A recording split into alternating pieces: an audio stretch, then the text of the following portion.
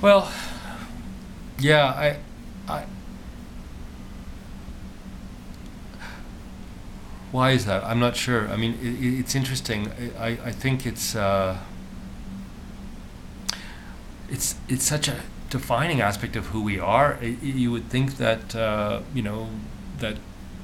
filmmakers would be, but I think it's also it was very eye opening what happened with Where the Truth Lies and this whole thing with the MPAA and understanding that people are still or right now are flipped out about seeing like known actors go to certain places. I mean, I think that if that film had been made with actors that were not as well known as Kevin Bacon and Colin Firth, then that scene may have not provoked the same degree of panic, really.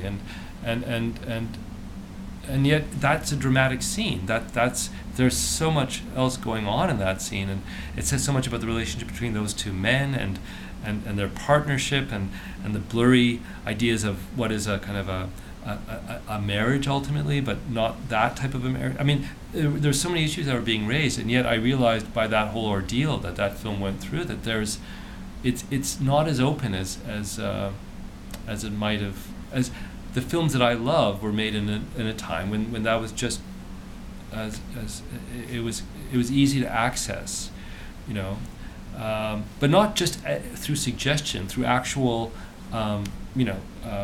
through actually seeing these characters in their sexual lives, and seeing what that meant. I mean, I still think that there are filmmakers that are really brave about that. Arsene worked with Catherine Breillat, a French filmmaker, and did a film called Fat Girl, and that her work is really really groundbreaking, amazing where she goes.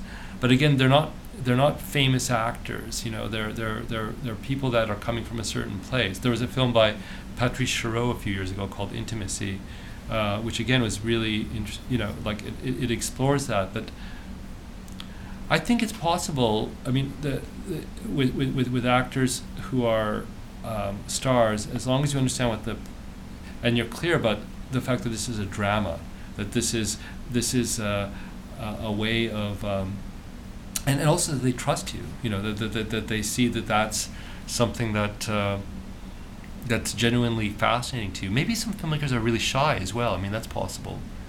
The last thing you when you're doing that sort of a scene, you have to be as vigilant and careful and as attentive as if you're directing any dramatic scene.